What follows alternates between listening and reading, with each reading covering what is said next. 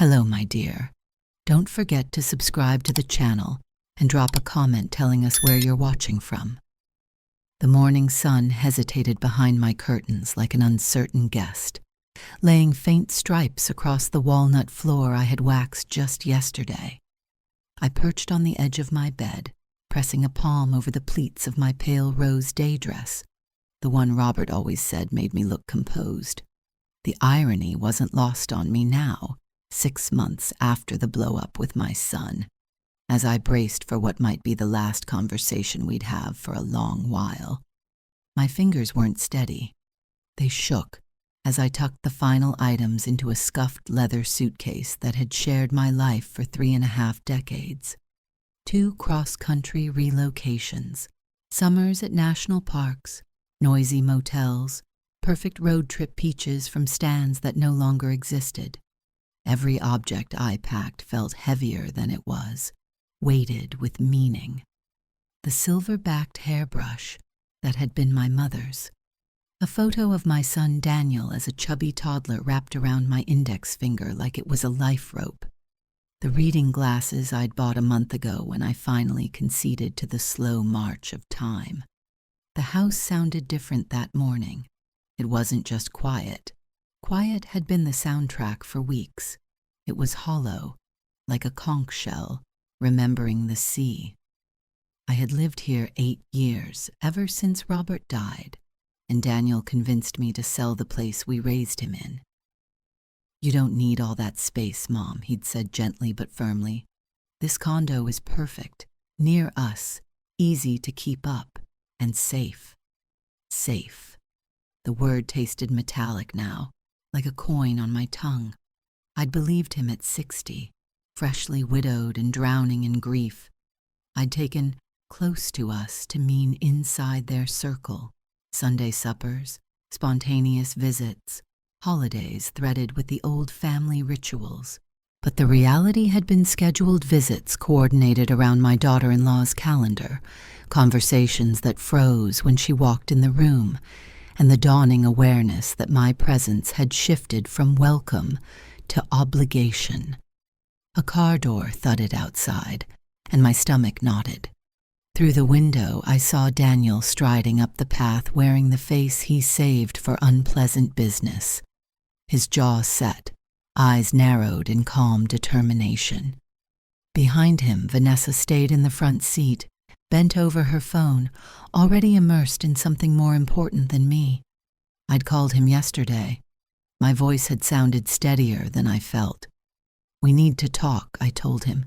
"No tears, no pleading." I had exhausted my ration of both in the last 2 years. "About what, Mom?" "About where I go from here." There was a pause long enough to hear Vanessa in the background, sharp and impatient. "Daniel, are you coming? The contractor's at 3. "I'll be there tomorrow morning," he said to me. "We'll figure something out." Figure something out, as though I were a puzzle with missing pieces, a project management task. Listening to his footsteps on my porch now, I realized I'd already figured it out. The realization hadn't come as a lightning bolt. It was sediment, a slow accumulation of small cuts that finally bled enough to wake me. 18 months earlier, they stopped including me in Easter plans. "We're keeping it small this year," Vanessa had explained. "Just us and the kids." Later, Facebook showed a table set for 8 with her parents beaming beside Mason and Eliza. Then the forgotten birthday calls, then Christmas presents that arrived late and still in their prime boxes. My role dwindled from grandmother to distant relative who mailed checks. The last straw landed 3 weeks ago during what I thought was a normal afternoon with the grandkids. I was spreading chicken salad on bread when Vanessa appeared in my kitchen doorway, her smile knife-thin. "Miriam, we need to discuss your situation." She never called me Mom, not once, in 15 years. "Daniel and I have been talking," she went on, perching on a chair like a bird preparing for takeoff. "His promotion means we'll travel more. The kids have activities. It's becoming hard to check on you." I haven't asked you to check on me, I said, laying the knife down. My hands were steady. My chest wasn't. Well, of course you wouldn't ask, Vanessa laughed, ice cracking. But you're not getting any younger. Living alone at your age, it's a responsibility for us. That word again. Responsibility. Not love, not kinship, not the natural flow of care that breathes through generations. Responsibility. Obligation without warmth. We found a lovely place, she continued. Sunset Ridge. They have activities, on-site care, people your age. You'd be happier. A retirement home? I asked, feeling the counter's edge under my fingertips. Assisted living, Daniel corrected from the doorway. I hadn't heard him come in. He wore his patient with clients tone. Mom, it makes sense. Support, security, socialization. I don't need assistance with living, I said softly. I need assistance with loneliness. The quiet that followed was raw. Vanessa's smile flickered. Daniel looked everywhere but at me. In that silence, something turned crystalline. My loneliness wasn't a problem they intended to help with. It was something to be moved elsewhere. Now, 3 weeks later, his rap on my door was brisk, efficient, final. I opened it to find him holding a manila envelope. Behind him, Vanessa stood by the car, studying her manicure. Mom. He stepped inside without waiting. His gaze landed on the packed suitcases by the door. What's all this? I told you yesterday. We're talking about where I go from here. He set the envelope on my coffee table, the same table where he once spread science worksheets, where Robert taught him chess on rainy Saturdays. The official paper against the polished wood felt like a small funeral. I brought the paperwork for Sunset Ridge, he said, settling into Robert's old chair without ceremony. Good news. They have an opening next month. You can tour this week. I won't be touring Sunset Ridge. His eyebrows lifted. Mom, we discussed this. It's practical. You discussed, I said. I listened. Something in my voice made him sit up straighter. What are you saying? I moved to the window and looked at my small garden. The knockout roses were blooming, stubborn as ever. I'm saying I've made other arrangements. The silence behind me tightened like a wire. When he finally spoke, I heard something I hadn't from him in a long time. Uncertainty. What kind of arrangements? The kind where I decide what happens to me. A flush of temper crossed his face. Robert's temper, inherited. You're being unreasonable. You can't just... I can't just what? I kept my voice level. Make choices about my own life? Decide where I live? Choose whom I spend time with? That's not what I meant, isn't it? I turned toward him. For 2 years, you and Vanessa have made it clear that I'm a burden. My needs are inconvenient. My presence is unwelcome. You wrap it in concern and planning, but the message is unmistakable. Mom, that's not... Let me finish. The steel in my voice surprised us both.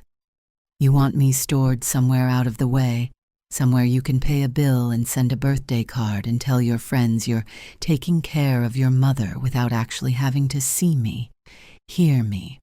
Remember, I once gave up everything for you. His face went pale. Outside, I could see Vanessa pacing, checking her phone like she was timing a recipe. So here's what's going to happen, I said carefully. I'm leaving today. I have somewhere to go. Someone who actually values my company. You can keep your paperwork and your duty. I'm not your responsibility anymore. Where? It came out strangled. Where are you going? I smiled, and it felt real for the first time in months. That's no longer your concern. I lifted a suitcase. It was shockingly light. Turns out the essentials of my happiness didn't weigh much. Daniel stood abruptly, lawyer instincts kicking in. You can't just disappear. What if something happens? It already did, I said. my hand on the doorknob. I remembered I raised a son who was supposed to love me, not manage me. The door clicked shut behind me, gentle as a period ending a very long sentence. Vanessa looked up as I loaded my things into my car. Her irritation morphed into confusion and something like alarm. "Miriam, where are you going?" she called, voice too bright. I started the engine and didn't reply. In the rearview mirror, I saw Daniel come out with that envelope still in his hand, his mouth moving with words I could no longer hear. As I drove out of the life they planned, a feeling I hadn't tasted in years rose in my chest, exhilaration laced with fear. The GPS sent me along roads I hadn't traveled in 15 years, past cornfields turned into subdivisions, and a highway that hadn't changed at all, a cracked ribbon under a canopy of oaks older than my regrets. My destination sat 40 minutes beyond Daniel's idea of my future, in a town where I had once been someone besides a burden. I didn't miss the irony. I was heading toward my past to reclaim a future. The phone on the passenger seat buzzed until the battery surrendered. Daniel's name lit the screen over and over. I learned something in that first hour. Just because someone calls doesn't mean I must answer. Cedar Ridge appeared around a bend like a watercolor left in the sun, faded but beautiful. The main street was still Victorian storefronts and big porches, a cafe with mismatched chairs on the veranda, a shop that smelled like old paperbacks, and Harper's Hardware, where I once bought paint for Mason's nursery when Daniel was deployed. I parked in front of the old library, its red brick unbothered by fashion. Inside, the woman at the desk looked up. Afternoon light caught silver in her hair. Recognition trickled across her face and became full delight as she came around the desk. "Miriam Hale," she said. "Well, I'll be. It's been ages." Patty Keating, still the librarian with the softest shush in 3 counties. "What brings you back?" "I'm looking for Lila Carter," I said. My voice surprised me by not breaking. "Does she still live on Sycamore?" Patty's expression gentled. "She does." Her voice dropped to librarian confidential. "Are you all right, honey? You look like, well, like you've been through something." "I have." I tried to smile. "Is she still teaching piano?" "Every day except Sunday. Students from all over now." Patty touched my hand. "She asks about you sometimes." My chest tightened. A word I hadn't felt in a while surfaced. Friendship.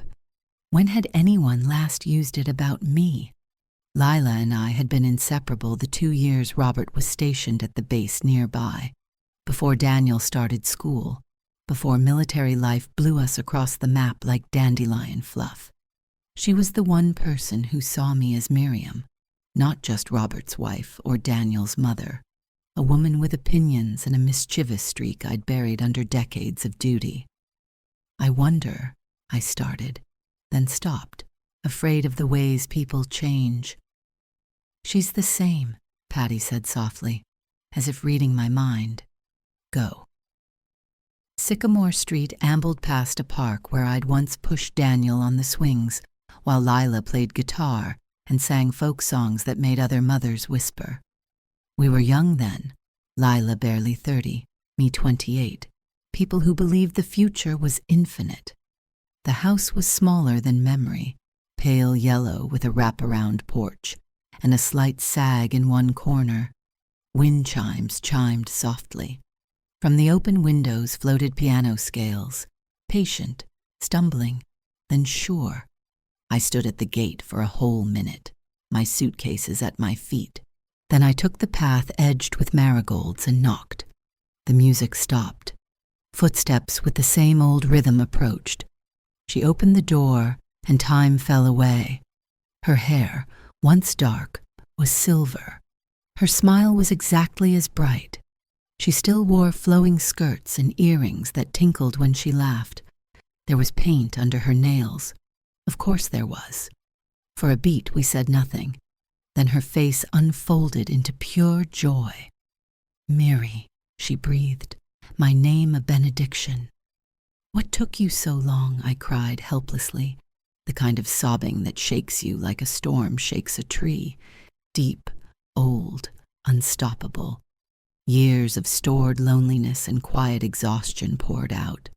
Lila wrapped me up, making the soft sounds that need no words. The house smelled like lavender and lemon oil, and something less definable, an air of curiosity and making. "I didn't know where else to go," I managed at last. "You came to exactly the right place." She held my face in both hands, studying me the way she used to study canvases. "You look like you've been through a war." "I have."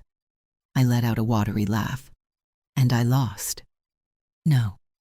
Her thumbs chased my tears. "You won. You're here." She put the kettle on.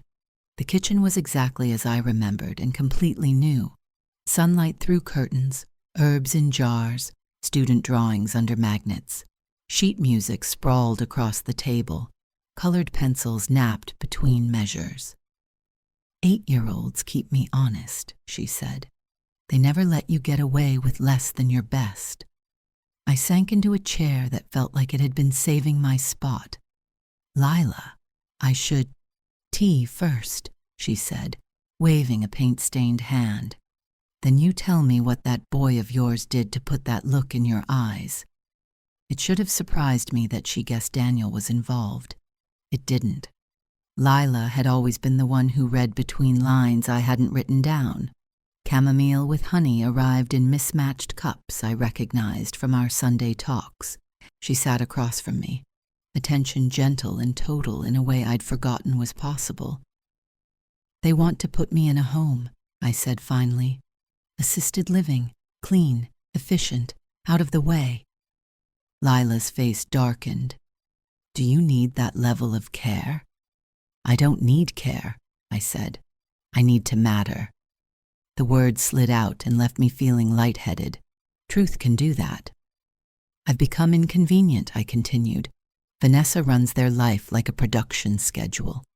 She's not cruel, exactly, just indifferent to anything that doesn't serve her immediate purpose. Daniel, he's turned every problem into a spreadsheet, people into tasks." She reached across the table and covered my hand. Her palm was warm and calloused like anyone who made things with her hands. "What do you want, Miriam?" "Not what they want. You."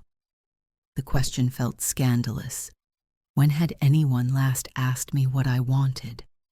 "I want to matter," I said again. "I want to wake up knowing someone is glad I exist." "Then stay." I blinked. "Lila, I can't just—" "Why not?" She nodded toward the ceiling. "I've got 3 empty bedrooms. Mortgage is paid. I grow enough tomatoes to feed half of Cedar Ridge. And since Mama passed, I remembered her mother at 93 playing duets with her daughter, sharp as a pin until arthritis ended it. I rattle around here like a marble in a shoebox. I won't be a charity case." "Good." Her smile turned sly. "Because I'm not offering charity. I'm proposing a partnership. I need someone clever with numbers, organized enough to wrangle schedules, brave enough to face parents convinced their tone-deaf prodigy is the next Mozart. You're offering me a job? I'm offering you a life, one where you're Miriam again, not Daniel's mother or Robert's widow." Through the window I saw a garden that needed hands, a bird feeder that begged seed, a greenhouse that glowed faintly in the afternoon. Dust motes danced in a sunbeam between us like tiny planets with their own gravity. Something in my chest opened. Hope, maybe. My phone vibrated again. I didn't look. I powered it off and slid it into a drawer. "I'll have to get my things from storage," I said, "and open my own bank account." "Already thinking like a woman who owns her life," Lila laughed. "Lord, I missed having someone to plan mischief with." "Mischief?" I echoed, smiling despite myself. "Adventures." But mischief sounded more fun. Outside, the shadows stretched their limbs across the lawn. Somewhere in town, Daniel was probably on call number 9, building a game plan, but I was stepping off his board. In this house, in this kitchen, we were writing new rules. 3 weeks later, I was kneeling in Lila's vegetable beds, tugging at chickweed, when a silver SUV glided into the drive. I didn't need to look up to know the brand. Vanessa glowed in the driver's seat even when she was outside the car. Miriam, Daniel's voice carried across the yard, modulated like a courtroom opener. We need to talk. I kept working, coaxing weeds away from the tender arc of late summer squash. There is profound satisfaction in nurturing something that grows. The tomatoes drooped heavy with fruit, and the new trellises Lila and I installed yesterday held them steady. The work was honest, and the cycle made sense. Tend, prune, water, wait. Mom, please look at me. The please wasn't common. 21 days of unanswered calls had sanded him down. I brushed soil from my palms and faced my son. He looked older than 39, tension etching his eyes. His sport coat was wrinkled, unusual for the man who always appeared trial-ready. Vanessa stayed in the car, phone to ear, performing busyness. "You look good," he said, startled by the truth of it. I supposed I did. 3 weeks of Lila's cooking, real work, conversation that treated me like a person instead of a checkbox. It had altered something down to my bones.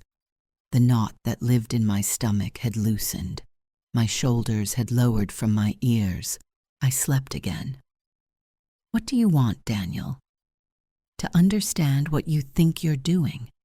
He moved into a stance I recognized from depositions, authoritative. "You disappeared without a word. You won't answer your phone. Do you know how worried we've been?" "Worried about what exactly?" I gestured around. "This, living with a friend, making decisions for myself. A friend you haven't seen in 15 years. It's impulsive, Mom. You're not thinking clearly." "Lila isn't a stranger." My voice was calm now in a way I barely recognized in myself. "She's someone who sees me. Someone who hasn't been around." His jaw flexed. "So this is about blame? You're punishing us because Dad died and you're lonely?" The casual cruelty of that landed like a slap. Not because he aimed to hurt me. Daniel has never been deliberately vicious, but because he so fundamentally misread the wound. "I'm not punishing anyone," I said. "I'm saving myself." Lila stepped onto the porch carrying a pitcher, sweating iced tea. Her eyes had that teacher's kindness that contains steel. "Daniel," she called, as though addressing a tall student who had forgotten the classroom rules. "You grew up handsome. Tea?" He battled manners, mission written on his face. "Miss Carter, thank you, but we can't stay. I'm here to take my mother home." "Home," Lila repeated mildly. "And where would that be?" "She has a life to resume. Responsibilities." "Had," I said. "Past tense. I sold the condo 2 weeks ago." Daniel went absolutely still. "You what?" "I called a realtor. Markets favor sellers. Mrs. Lopez made an excellent offer. Closing is Friday." "You can't—" He stopped, catching the trap. "Mom, where will you live?" "Here," I said simply. "Lila offered me a partnership in her studio. I'll run the business side. Turns out I'm pretty good at organizing when it's for someone who appreciates it." Color left his face. "You're going into business at your age?" 70 isn't prehistoric, Daniel. It's practiced." Vanessa chose that cue to join us, her heels ticking over gravel. She wore a white sundress that cost more than 2 car payments. "How long will this take?" she asked him, not bothering to greet us. "We're late for the contractors, again." "Vanessa," Daniel warned. "Miriam," she continued, ignoring him. "This little tantrum has gone on long enough. We're renovating and need to know when you'll be back so we can schedule the movers." I looked carefully at her. The mask had slipped and revealed what this was really about. A timeline. The kitchen. Their plans. What renovation? I asked. The kitchen, she said, glancing at Daniel, who was staring at her like a partner watching a case collapse. We're expanding into the breakfast nook. The breakfast nook, where I had eaten alone for 8 years. You're renovating my home? I asked. The home you sold, Daniel said quickly. Mom, let's be reasonable. You haven't thought this through. Living with a stranger, this business venture. Lila isn't a stranger. The steadiness in my chest felt like bedrock. She treats me like a person whose presence has value beyond utility. Of course you have value, Daniel said, searching for solid ground. You're my mother, Mason and Eliza's grandmother. Then why were you so eager to store me somewhere? Silence settled between us, thick as August heat. I wasn't trying to store you, he said finally. I was trying to make sure you were safe, cared for. By strangers for money, while you all moved on. I didn't raise my voice. The truth didn't need volume. Yes, he said, then stopped, pained by the shape of the word in his mouth. We grow up, Mom. We build our own families. And abandon the people who built us? I didn't mean it to land like a hammer, but it did. He flinched like the boy who once asked if thunder was mad at him. That boy had grown into a man who confused love with management, who thought caring meant making choices for people rather than with them. I never abandoned you, he said quietly. You just made it clear I wasn't welcome in the life you were building. Lila had been silent, but now she stepped forward. Daniel, she said gently, when did you last ask your mother what she wanted? Not what worked for your schedule, what she wanted. When did you last spend a day with her doing something she chose? Asked about her hopes, her fears? He opened his mouth and closed it. She needed to be taken care of, he tried again, without conviction. She needed to be valued, Lila said. Those aren't the same. Vanessa's phone rang. She took the call 2 steps away, discussing tile samples with a project manager who sounded exhausted. The soundtrack of my former life, demolition schedules, delivery delays, fresh starts that had nothing to do with people. When Vanessa walked back toward the SUV, Daniel turned to me. Something important had shifted in his face, a hairline crack in the armor he arrived in.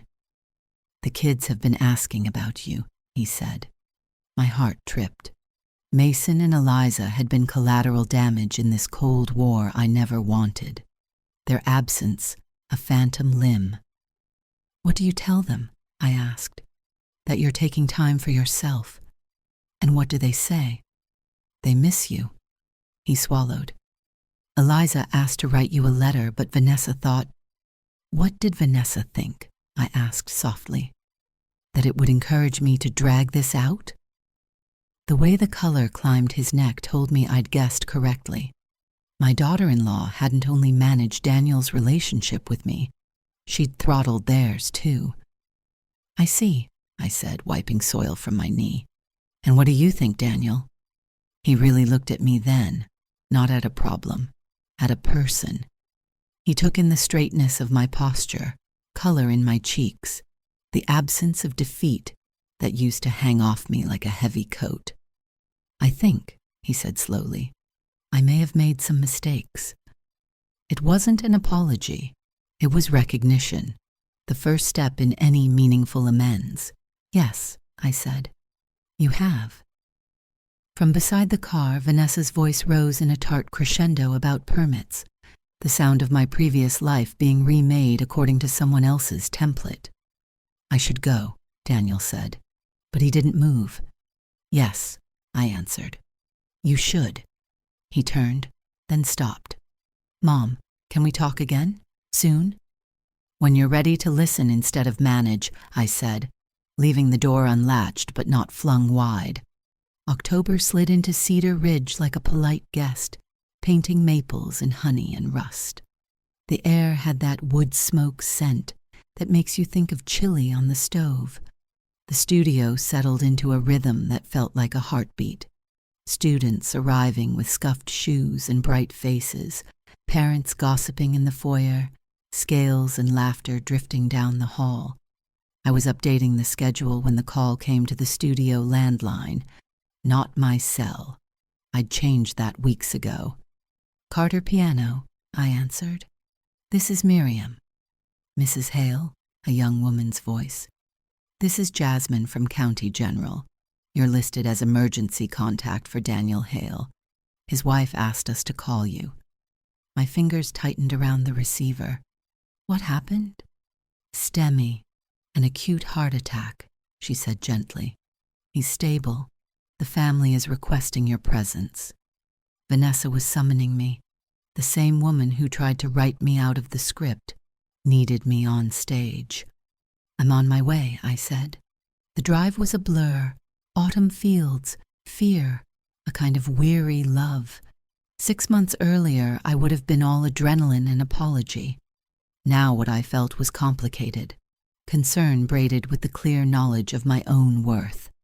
Daniel was 39, too young for heart attacks, but stress ages you like desert sun. He'd worn stress like a suit. I found Vanessa in the cardiac waiting room, her usual polish gone fuzzy, her hair yanked into a practical ponytail, designer blouse creased from hours in plastic chairs. When she saw me, relief flashed across her face before she smoothed it flat. "Or Miriam," she corrected, for once catching herself. "Thank God." The doctor, Dr. Patel, was younger than I expected, steady behind wire-rimmed glasses. "Your son had what we call a STEMI," she explained. "We restored blood flow quickly, but the damage was significant. He'll need bypass surgery and sweeping lifestyle changes, diet, exercise, stress management, medication adherence. Family support improves outcomes dramatically." She looked at me in a practiced way, the way clinicians look at the person who may hold a house together. "I understand there's been distance," she said, kindly but direct. There had been a chasm. "When can I see him?" I asked. In the ICU, he looked smaller, sunk into machines and tubing, vulnerable as a boy under a white sheet. His eyelids fluttered. When he finally found me, he whispered, "Mom." "I'm here," I said, wrapping my hand around his, cold, shaking. "I thought about that day in Lila's yard," he whispered. "I thought that might be the last thing I ever said to you." "It doesn't have to be," I said. "Vanessa told me you sold the condo, that you're staying." "I am." He closed his eyes, and I thought he'd drift off. But when he spoke again, the words were heavy enough to leave dents. "I've been a terrible son." 6 months ago, I would have rushed to comfort him, to dilute the truth. I didn't. I squeezed his hand and waited. "I let Vanessa make the choices about you because it was easier than conflict. I told myself it was practical," he said. His eyes opened, unvarnished, pained. But I was avoiding responsibility. "Yes," I said. "Not cruel, just honest. I don't know how to fix this." "You start by wanting to fix it more than you want to keep the peace at home," I said gently. "More than you want to avoid hard conversations. Vanessa isn't evil. She's used to getting her way. You let her. The question is whether you'll change that pattern." He was quiet for a long time. "I want my kids to know their grandmother," he said finally, "not just see you when it fits a schedule. That's a beginning." "Will you come back?" he asked. "Not to what we had, to something better." "I'll help with your recovery, some," I said. "But I won't move back into the margins. If I come back into your life, it's as an equal, not as someone to be managed." "What does that mean, practically?" "It means the three of us have honest talks about expectations and respect. It means the kids have direct relationships with me. It means my voice matters in decisions that affect me. He nodded even though it tired him. And if Vanessa can't accept that? Then you'll choose, I said softly. Between the marriage as it currently is and a real relationship with me. A knock interrupted us. Vanessa stood in the doorway with two small silhouettes behind her. Mason darted forward before she could stop him, wrapping me in a heartbeat of 8-year-old hugs. Eliza followed more carefully, 10 and brave and scared. "Grandma," Mason whispered, "Mom said you might go away again." "I'm not going anywhere," I said loud enough for Vanessa to hear, "unless your father decides he doesn't want me." Daniel met my eyes over their heads, and for the first time in years, I saw a flash of the man I'd hoped he would be, the one prepared to fight for what matters. The next morning began with the low, continuous hum of machines and a nurse who spoke as if sound might shatter glass. Daniel's lashes trembled when I touched his shoulder. "They're taking me soon," he whispered. His voice had the sandpaper edge of someone who hadn't slept more than a few blinks. "I'll be here when you get back," I said. "Lila will pick up the kids after school if needed. You concentrate on breathing in and out." He tried a smile that didn't make it all the way. "Breathing seems to be the point." They wheeled him away. A procession of blue scrubs and careful hands. There's a moment when a gurney turns a corner and the person you love slips from view. Time does a strange accordion thing. It stretches far enough to fit every fear you've ever entertained and contracts so tight that sound disappears. I sat with that elastic silence in the family room and pressed my palms together like a girl in a church pew whose prayer is simple and shameless. "Please let him stay." Vanessa appeared, pale and brittle. She perched on the edge of a chair with her purse on her lap like a shield. "The surgeon said 4 hours," she said, "maybe 5. "Then we'll hold steady for 5, I replied. "I made a list," she blurted, pulling out a tidy sheet of bullet points. "Diet changes, medication schedule, follow-up visits, cardiac rehab. He'll need a low-sodium meal plan. The house needs a grab bar in the shower, and I'm having our trainer put together a low-impact routine." I looked at her list. It was good, thorough. It addressed everything except the thing lists never do: how to live with each other without breaking the fragile parts. "This will help," I said, and meant it. "But there's another list, too, one you can't print. Less proving, more listening. Fewer ultimatums, more invitations. Space for the kids to love their father and their grandmother without running a gauntlet." Vanessa's mouth tightened. "You're implying I don't let them love you." "I'm saying you like control, and you're good at it. You manage rooms the way air conditioners manage climate. But sometimes you lower the temperature when people need to feel the heat." She stared at me, as if I'd spoken a language she almost understood, but never learned. "I grew up with chaos," she said flatly. "Schedules kept us fed." I filed that away without comment. We sat. Hours did their slow migration. Dr. Patel came out at noon with eyes that read relief. "The bypass went well. He'll be in recovery for a while. You can see him later, but keep it short, one at a time." I texted Lila. 2 words. "He's okay." Her reply was a selfie of her and the children in the studio doorway. Thumbs up, faces set with fierce optimism. In recovery, Daniel was a tangle of tubing, gauze, and weary skin. He fought for consciousness like a swimmer comes up after a long dive. When he finally landed in the room of the awake, he saw me first. A small sound left his throat. Not quite a laugh, not quite a sob. Something in between that belongs only to those who see the shoreline after almost not making it. The first 2 days were made from increments: sip, step, breath. Nurses walked him inches down the hall and praised those inches like miles. The second night, long after visiting hours, I sat by the darkened window and watched a red light blink on the roof across the parking lot. It winked at a rhythm close to my own heartbeat. Vanessa came in quietly, a paper cup of soup in her hands. "You need to eat," she said, placing it by my elbow. "Thank you." It tasted like institutional comfort and a little like kindness. "We start couples therapy next week," she said to the window. "Dr. Patel said if we don't change everything, we'll change nothing." "That sounds right." "I don't know how to do this," she admitted. "I know how to plan a fundraiser for 300 people and make it look effortless. I know how to build a kitchen from Pinterest to reality in 6 meetings. I don't know how to not be in charge." "You learn the way the rest of us learn," I said softly. "Badly at first, then better." We didn't become friends in that moment, but the ground between us became less mined.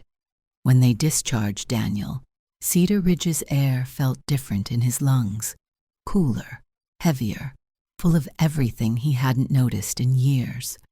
He moved like a man who didn't quite trust his own legs, and if pride flared when I slid a hand under his elbow, he swallowed it.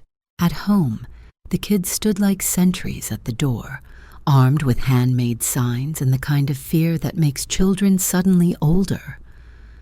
"I'm not going anywhere," he told them, and he meant the verb in every tense. The first week, our days were puzzle pieces we kept rearranging until they showed a picture that resembled life. Lila arrived with soup, then something she called recovery lasagna, then a jar of broth that smelled like winter and was strong enough to restore a person's intentions. Vanessa labeled pill organizers while I showed Mason and Eliza how to tuck a blanket without pulling the incision. We learned the geography of tenderness, which jokes were allowed, which silences were kind. Rehab began as cautious laps down a corridor guarded by posters of healthy hearts. A physical therapist named Cal had the exact balance of push and mercy. "You were an athlete once," he told Daniel. "There's a rhythm in your muscles. We'll coax it back." At home, I kept half a day in Cedar Ridge and half at the studio. Lila and I found a groove that felt like we had been practicing for it all along. Morning lesson blocks, afternoon admin, early evening walks through the community garden to check the irrigation lines, and gossip about the nasturtium's opinions on heat. On Thursdays, Daniel's cardiologist met with us, the 3 of us. "Family systems heal as systems," he liked to say, netting all our faces with that clinician gaze. "Stress isn't just spikes, it's climate." He was right. For years, the weather in Daniel's house had been storm watch with occasional flash floods. Change came not as a grand dramatic sweep, but in the dull, ordinary way a river carves rock, with stubborn honesty and tiny revisions. He started seeing a therapist on his own. Then they both did. Then we all tried a session where the counselor had a way of asking one more question than anyone wanted to answer. "When did you learn that asking for help was weak?" she asked my son. He stared at his knees. "When did you learn that control equals safety?" she asked Vanessa. Her eyes shone. "When did you learn that wanting makes you a burden?" she asked me. I folded and unfolded a tissue. We didn't fix our lives in 6 sessions, but we wove a stronger thread. Saturday mornings became mine. I took the kids to the farmer's market and let them pick 2 vegetables they'd never tried. We came home with kohlrabi marching like little green aliens and purple carrots that stained our cutting boards. I taught them how to scrape muddied leeks and let them believe they did most of the work when lunch turned out delicious. When Daniel could walk 3 blocks without pausing, Vanessa stood at the door with a coat she would have chosen for style last year and had learned to choose for warmth now. "You sure?" she asked. "I'm sure," he said. Mason wants to show me the creek. He came back winded but buoyant, cheeks holding color I hadn't seen since he was a teenager, and came home from pickup basketball in the dusk. In February, snow fell like sifted flour. I woke to a text from Daniel. "Can we talk at the studio?" I put the kettle on before he arrived. He stood in the doorway and looked around the rooms where so much music had been scraped together measure by measure. "This place is alive," he said. "So are you," I answered. He pulled a thick envelope from his coat. "I've been working on something." He lifted his hand, halting my protest before it formed. "This isn't penance, it's clarity." Inside were documents with his meticulous handwriting in the margins, a trust for Mason and Eliza's education with provisions that named me as co-advisor on decisions that shaped their lives beyond school. Arts, travel, the kinds of experiences that become scaffolding. There was also a formal partnership agreement for Carter Piano Studio, profit sharing, protections, language, that locked our handshake into something that could outlast moods. "I watched you build this," he said. "It matters. It deserves the guardrails I put around everything else I care about." I ran a finger over the clause about succession and nearly laughed from some odd, bubbling place inside me. Lila, who had been pretending not to listen from the hallway, failed and appeared with 3 mugs. "Sign it before the kettle whistles again," she ordered. "I want to toast the day my best friend's worth became a line item." I signed, not because paper validates life, but because sometimes paper keeps other people from erasing it. By spring, Cedar Ridge opened like a storybook to the page about second chances. Daniel's lips found a smile that wasn't tight with endurance. Vanessa learned to hear children as sovereign beings rather than projects. I rediscovered the pleasure of saying no to things that made my soul itch. The kids took to the studio like it had been built with them in mind. Mason discovered rhythm, like it was a machine he could fix with wrenches only he could see. Eliza found melodies hiding in scales, slipped them into the spaces between assignments, and beamed when Lila pretended not to notice. One breezy Sunday evening, while we ate grilled chicken that tasted like summer arriving early, Daniel cleared his throat. "The kids want to spend the whole summer in Cedar Ridge," he said. I set my fork down. The request carried a constellation of implications about trust, influence, about how different households imprint on small, forming people. "What do you think?" I asked, not letting him hand me the choice wrapped in innocence. "I think they need a season that teaches them how to build something from the ground up," he said, meeting my eyes instead of sliding off them. "A season with dirt under their nails and a metronome on the table." "And what does their mother think?" I turned to Vanessa, whose face wasn't carved in mild annoyance for once. "I think I spent a decade training them for a life I understood," she said slowly. "I'm starting to understand another one. I won't lie. It scares me a little. The unstructured parts. The quiet. But they come home from your place with their voices pitched an octave lower, like their bodies are in the gear they should be in. I want that." "Then they'll need to follow the house rules," I said. "No floating above the work. Summer here isn't camp, it's community." Mason pumped a fist. Eliza slid off her chair and hugged my arm like it was a flagpole, and she was claiming land in the name of something new. Before school let out, Daniel asked for another meeting, just the 2 of us. We walked the greenway that curve-scribed the creek. "There's one more change," he said. "I'm taking a smaller caseload, not just while I heal. Long term." I didn't hide my smile. "You finally remembered your life belongs to you." He blew out a breath that sounded like surrender and relief. "I also told Vanessa we're selling the second house." The second house. the one that had become their personality in real estate form. "How did that go?" "She cried," he said. "Not angry tears, the kind you can't aim at anyone. She said she built a life that looked like satisfaction and forgot to check if it felt like it."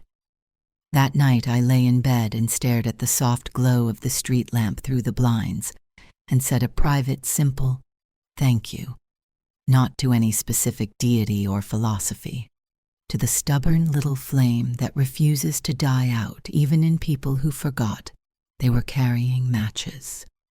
Summer arrived with thunderheads, as punctual as train schedules. The children moved into the upstairs bedrooms that had waited since Lila's mother left the planet with the same grace she used to leave rooms.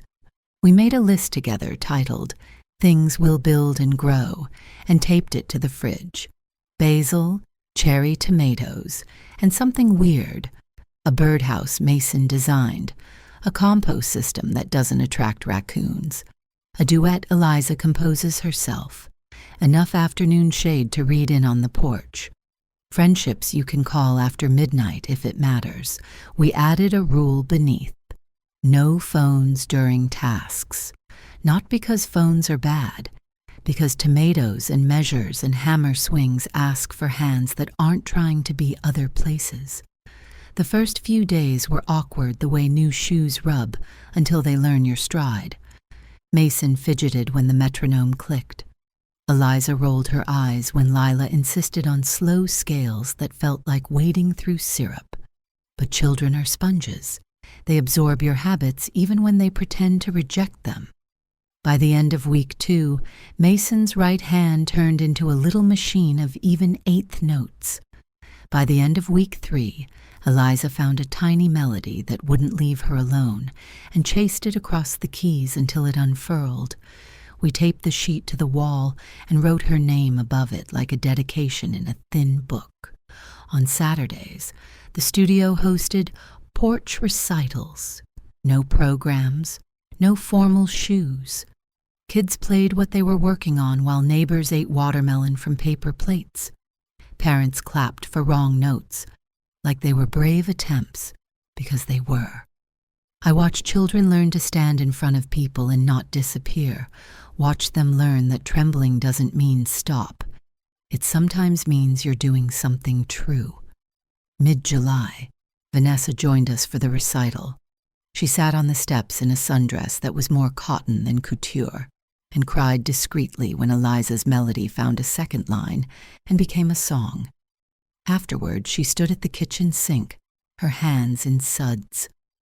"I used to think vulnerability was a marketing tactic," she said without turning. "Now it feels like a muscle I've never trained." "It gets stronger the more you use it," I said, passing her a towel. "Like quads." "I told my mother no for the first time," she blurted, then laughed at herself. Not a dramatic one, just a no. How did it feel? Like my spine remembered itself. We didn't hug. We didn't need to. We stacked clean plates and closed the cabinet quietly like a little ceremony. 2 days later, a summer storm barreled over the ridge hard enough to rattle porch lanterns. We lost power, the house filled with the beautiful kind of dark that cities never get right. Lila lit candles and told stories about the older Cedar Ridge, where the cafe served pie that healed marriages, and the mechanic gave free oil changes to single moms on Wednesdays because he considered that taxation for his soul. "Play something," Mason begged when the wind calmed. "No electricity," I teased. "The piano doesn't plug in," he countered, solemn as a little judge. We gathered around the upright by candlelight. Eliza's piece wasn't finished, but that was the point. None of us were. She played it anyway, and the sound found corners I hadn't noticed. When she finished, Lila picked up the melody and answered it in the low register with chords that sounded like the far-off train. I took the middle, and we met there. 3 parts layered. Past, present, the space where tomorrow waits. The next week, Daniel joined us for rehab sessions in the mornings. then read on the porch while the kids watered the basil like it was a sacred duty. He looked up from a novel one afternoon and said, "I forgot books smell like this." "Like what?" "Like paper and glue and a door you can open over and over." He came to the next porch recital and didn't check his watch once. Afterward, he stuck around to stack folding chairs and talk to the shy boy who had played 8 measures and then froze. "You won a thing no one can see," Daniel told him. "You stayed. That's a trophy." Late August arrived with cicadas practicing their own eternal scales. We threw the summer's last recital at twilight. Kids played, neighbors swayed. The air tasted like stone fruit and the last good tomatoes. At the end, Eliza announced she had something for all of us and played her finished piece. It wasn't complicated. It didn't need to be. It was true. When she finished, she looked at me with a kind of triumph I wished I could fold into an envelope and mail to every version of myself that had ever felt unnecessary. "Name it," Lila said. Eliza squinted like an artist and then grinned. "I want to call it Stay." Autumn came back around like a friend who kept the spare key. School started. The kids went home on weekdays with a calendar that had less to prove and more room to breathe. Fridays were ours. Daniel honored them like a court date. In October, he asked me to meet him. No kids, no spouses, at the cafe with chairs that didn't match on purpose. He had another envelope. "Last one," he said, before I could roll my eyes about his love for stationery. He slid a letter across the table. It was addressed to me, to Lila, to his children, and, astonishingly, to himself. A commitment he had written and signed, not legal, moral. It contained small promises with big lives. "I will ask what you want and mean it. I will not let convenience decide what love looks like. I will practice saying no to good things so I can say yes to the best ones. I will not outsource the work of my heart." "I'm framing mine," he said. "On the wall by the door I use when I leave for work." I put my hand over his. "You understand something I didn't at your age," I said. "I thought survival and love were synonyms. They aren't." He laughed soft. "I thought success and love were synonyms. They aren't either." We walked afterward without talking much. The creek made its old creek sounds. Leaves let go of their branches the way brave people let go of scripts. Near the bridge, Daniel paused. "I told Vanessa a thing I should have said a decade ago," he said. "I told her she's enough even when she's not in control." "How did she take it?" "She said she didn't believe me, then asked if I'd keep saying it anyway." He smiled, crooked. "So I will." We turned back toward town. The street lamps flicked on like a polite suggestion. At the studio door, he hesitated. "I know you won't move back to the margins," he said. "I wouldn't ask. But will you—" He stopped, searching for words. "Will you stay near the center? With me? With them?" "I already am," I said. Weeks later, on a Sunday that smelled like cinnamon and new pencils, the 4 of them, Daniel, Vanessa, Mason, and Eliza, showed up unannounced with a package the size of a bread box. "Open it," Mason commanded with the gravity of a ring bearer at a royal wedding. Inside was a metronome, vintage, handsome, the kind of object that understands time better than most people. A brass plate on the base read, "For Miriam, who taught us that timing isn't everything. Listening is. Your family." I put it on the piano where sunlight could find it every afternoon. Its tick was steady without being bossy. The sound settled into the room and then into me, as if a tiny, tasteful clock had moved into my ribs. On the drive back from the cafe that night, I realized something that should have been obvious. No one can rewrite yesterday. We can, however, choose our editors for tomorrow. For a long time, I let people who worried about image and comfort mark up my pages with red ink. Now I hand the pen to those who care about meaning and mercy. The sentences are better this way. The paragraphs breathe. If you've read this far, you probably know what I'm going to ask. What would you have done? Would you have stayed and negotiated until the walls learned your name? Would you have left sooner? Would you have dared to knock on a door that once opened to your wildest self? Tell me in the comments. Someone who needs your words will read them. And if you're living through your own after, I hope you'll subscribe. We're building a place where second chances aren't miracles. They're muscle memory we practice together. Spring warmed Cedar Ridge in layers. First the soft pink of dogwoods, then the sharper green of maples stretching out after winter. I'd never realized how much I had missed living in a place where seasons kept promises. The city condo had been sealed off, climate controlled, too polished to remember the earth's rhythm. Here, mornings began with birds competing for the highest note, and evenings ended with a chorus of frogs that sounded like applause. Daniel came every Thursday after work. Not the lawyer in a hurry, not the son rehearsing arguments, but a man learning how to sit still. He carried no briefcase those evenings, just himself, sometimes with a box of pastries from the cafe, sometimes with nothing but an open face. I didn't know quiet could feel like medicine, he said once, leaning back in the kitchen chair that had unofficially become his. Vanessa surprised me more.